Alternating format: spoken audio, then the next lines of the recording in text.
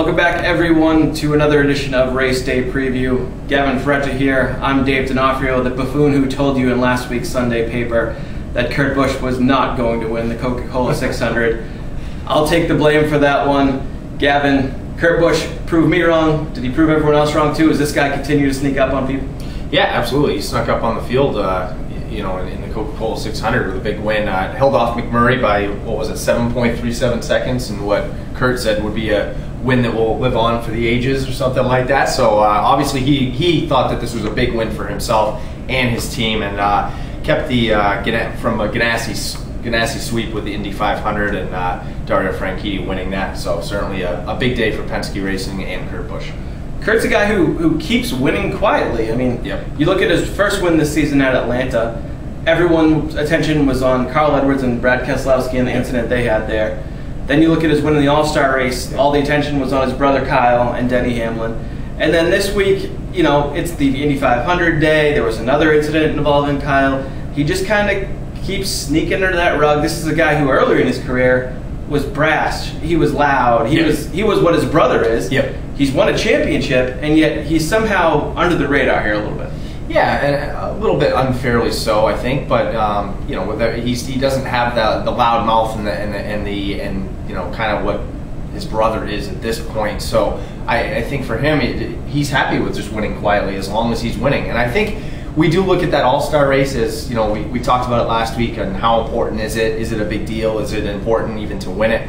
And I think given who is in the field, that was a pretty big win for him and a statement win, and he backed it up. He backed it up with a full field last week, I'm sorry, and so I think for certain that he is for real this year. You talk about him preventing the Ganassi sweep. Jamie McMurray, another strong second place finish. He's up to 15th in points. He's got 4 top 5s. Only 5 guys have more than that. Is this guy a chase contender? Is he coming on as much as he appears to be?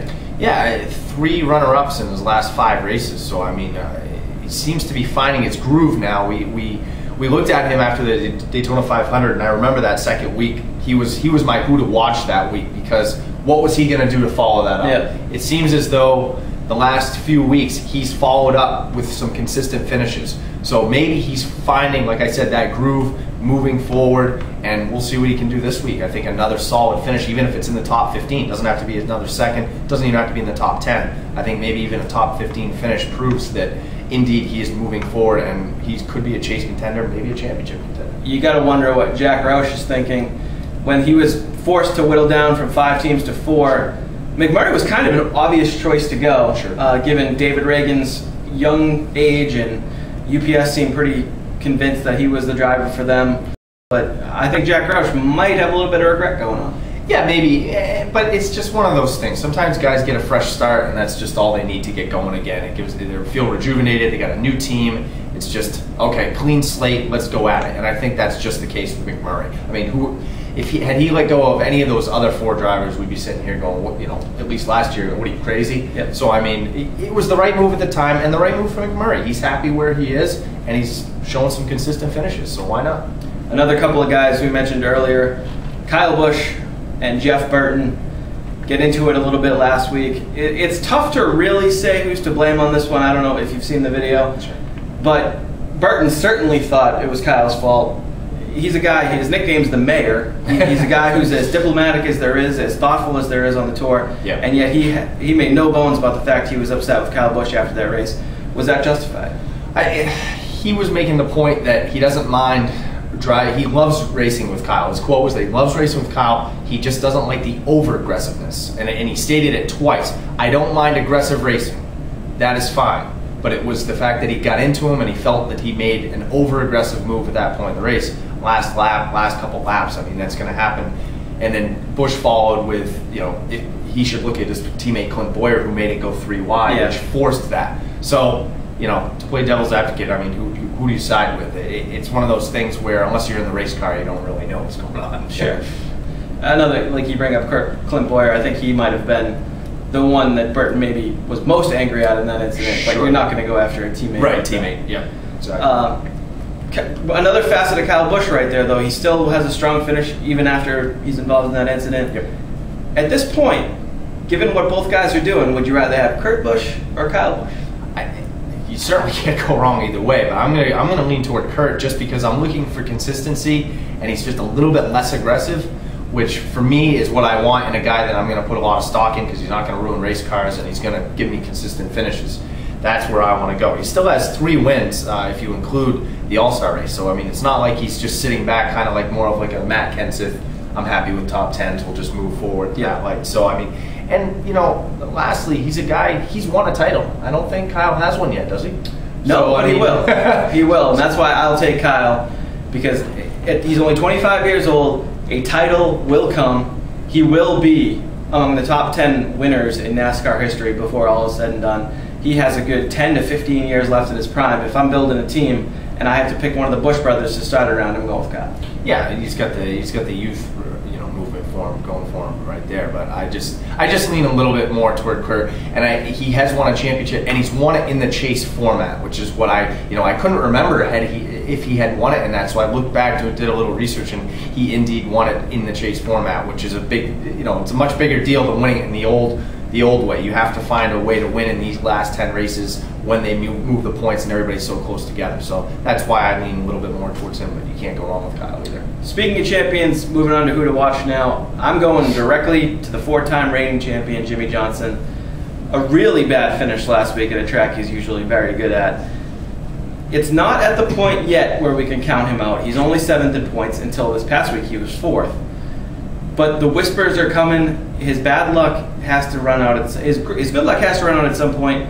Why not now? I think that he needs a good week, a good couple of weeks to kind of show us all that we're overreacting.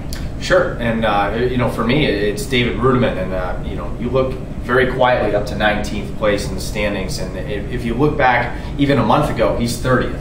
And I think a big reason for that, for him, is qualifying. His last 4 races, count out the All-Star race, 2nd, 4th, 13th, and 6th. So he's able to get himself up in the field where the racers are, getting himself out of trouble, which is so important, especially in at this point in the season when points are so crucial. I know we still have a long way to go, but got to get points at this juncture. So for him to be qualifying well, it's proving that he can move forward and do well in the races as well, and that's what's going on. Don't forget he's teammates this year with Martin Truex, as opposed to last year when he didn't have much help, and he still almost made the chase. He was in contention right up till Richmond.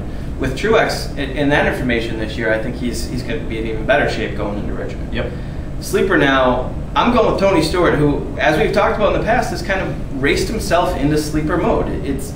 It's unthinkable that we would overlook Tony Stewart in a NASCAR race, but suddenly he's an afterthought. Yeah. At Pocono, however, where we're racing this week, he's got 8 top 10s in his last 10 starts, a 10.5 average finish. Look for him to come on strong. My sleeper this week is Kevin Harvick, and a sleeper only because historically this hasn't been a great track for him. 0 wins lifetime here. But last week was the first time he didn't crack the top 10 in 6 races. So I'm looking for a bounce back week for him because he's been just so good this year. Moving out of the top 10 for him is just going to tick him off. He'll be back in the top 10 this week, so he's my sleeper. On to fantasy now. We brought up Rudiman's name earlier. We brought up Truex's name earlier. I'm taking the Michael Waltrip drivers on my B list. Denny Hamlin, I think, is the very obvious choice for the A list this week.